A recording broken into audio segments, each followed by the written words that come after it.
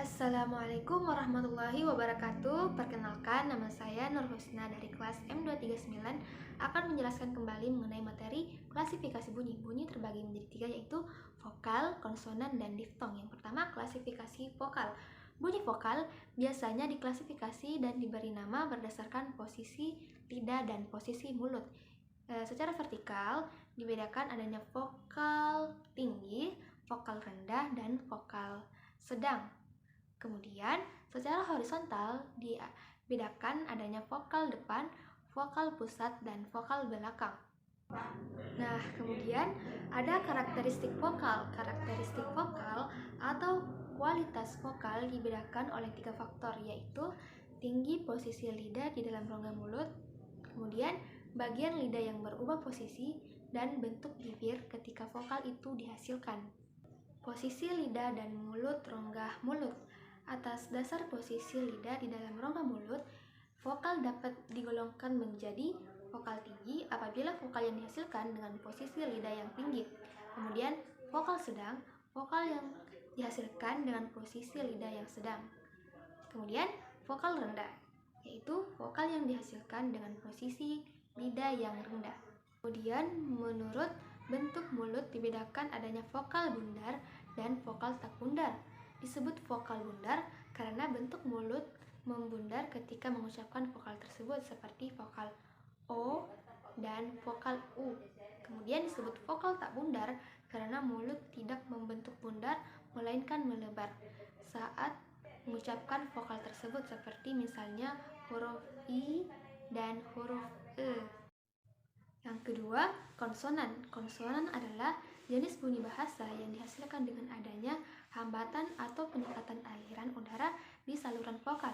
Konsonan adalah bunyi bahasa yang dihasilkan dengan menghambat aliran udara pada salah satu tempat saluran suara di atas glotis. Konsonan disebut juga dengan huruf mati. Huruf Q dan X khusus digunakan untuk nama diri dan keperluan ilmu. Huruf X pada posisi awal kata diucapkan dengan S. Selanjutnya, bunyi konsonan berdasarkan tiga kriteria. Yang pertama, berdasarkan posisi pita. Suara dibedakan adanya bunyi bersuara dan bunyi tak bersuara. Bunyi bersuara terjadi apabila pita suara hanya terbuka sedikit sehingga terjadilah getaran pada pita suara yang termasuk bersuara, antara lain bunyi B, D, G, dan C.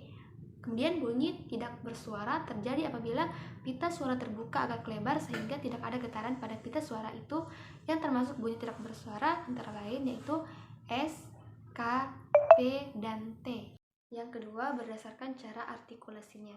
Artinya bagaimana gangguan atau hambatan yang dilakukan terhadap arus udara itu dapat kita bedakan adanya konsonan.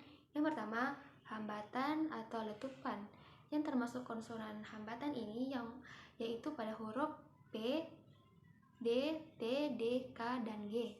Kemudian ada geseran atau frikatif, yang termasuk konsonan getaran adalah bunyi F, S, dan Z.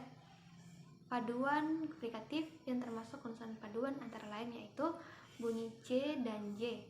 Kemudian ada sangauan atau nasal, contohnya pada huruf M, N, dan N. Kemudian getaran atau trill, contohnya pada huruf konsonan R. Kemudian yang ketiga, tempat artikulasi, yaitu bilabial, merupakan konsonan yang terjadi pada kedua belah bibir, yaitu bibir atas dan bibir bawah ketika bertemu, yang termasuk konsonan bilabial ini adalah pada huruf P, B, M. Kemudian labiodental, yakni konsonan yang terjadi pada gigi bawah dan bibir atas.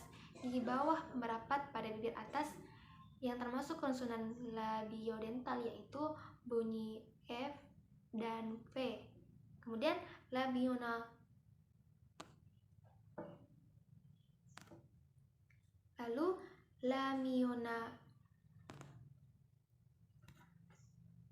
Kemudian yang selanjutnya lamionaveolar, yaitu konsonan yang terjadi pada daun, lidah, dan gusi. Dalam hal ini, daun lidah menempel pada gusi, yang termasuk konsonan ini adalah huruf bunyi T dan D. Nah, klasifikasi bunyi yang selanjutnya adalah diftong.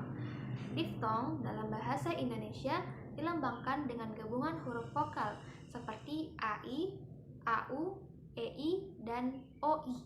Diftong dalam bahasa Indonesia dilambangkan beberapa contoh, yaitu yang pertama ada AI dalam kata KAI atau gairah, kemudian yang kedua AU dalam kata raut atau raut, yang ketiga pada OI pada kata koin, dan yang kelima IU dalam kata siung atau diundang.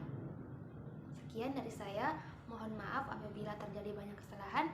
Wabillahi taufiq wal hidayah. Wassalamualaikum warahmatullahi wabarakatuh.